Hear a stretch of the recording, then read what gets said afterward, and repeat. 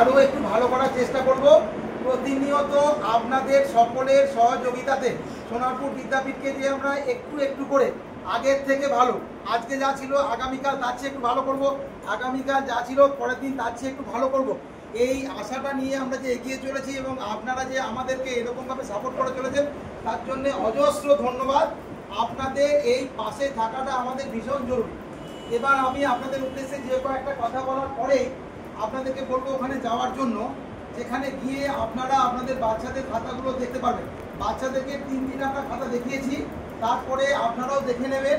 তারপরে আমরা ফার্স্ট সামেটিভের মার্কসটা তুলব। কেন কি, যেটা গতবারে আমাকে আপনারা জানিয়েছিলেন যে অনেক ক্ষেত্রে নাম্বার 1-2 নাম্বারে চেঞ্জ হয়ে যাওয়ার জন্য ফার্স্ট সেকেন্ড বা আনুষঙ্গিক প্রবলেমগুলো হচ্ছিল, সেই রেজাল্টটা করার আগে আপনারা খাতা দেখবেন ছেলে মেয়েদের সঙ্গে সঙ্গে, তারপরে আমরা মার্কশিট তৈরি করব, যাতে আর এরকম ধরনের কোনো অসুবিধা তৈরি না হয়।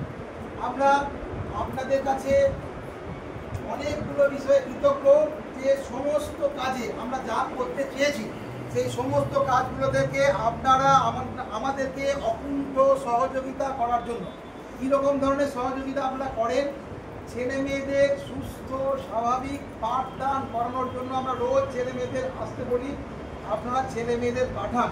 এবং আজকের এই যে হল ভর্তি গার্জেন এবং সকলকে বসতে দিতে পারিনি বলে আরও এতজনের বেশি বাইরে আছেন যে রুমগুলোতে, সেখানে এটাই প্রমাণ করে যে সোনারপুর বিদ্যাপীঠের ছাত্রছাত্রীরা, শিক্ষক শিক্ষিকারা, অভিভাবক অভিভাবিকাগণ কতখানি সচেতন তাদের ছাত্রছাত্রীদের সর্বাঙ্গীন বিকাশের জন্য। এখানে আমাকে চিৎকার করে বলতে হচ্ছে, পরের মিটিংটা যখন করব আশা করব তার আগে আমরা এখানে মাইকের ব্যবস্থাটাও করতে পারবো, এবং আর যে গরমে যে অসুবিধাটা হচ্ছে সেটাও যাতে না হয় তার ব্যবস্থাও করতে পারবো আশা রাখছি। অনেক আশা আমাদের মনে আছে যেগুলো আমাদের ছেলে মেয়েদেরকে করবো। আমরা অ্যানুয়াল পরীক্ষার রেজাল্টের দিনকে কমিট করেছিলাম যে বাড়িতে বাড়িতে ছেলে মেয়েদের বায়োমেট্রিক অ্যাটেন্ডেন্স দেওয়ার পরে এক্সপ্রেস যাবে, এখনও করতে পারিনি।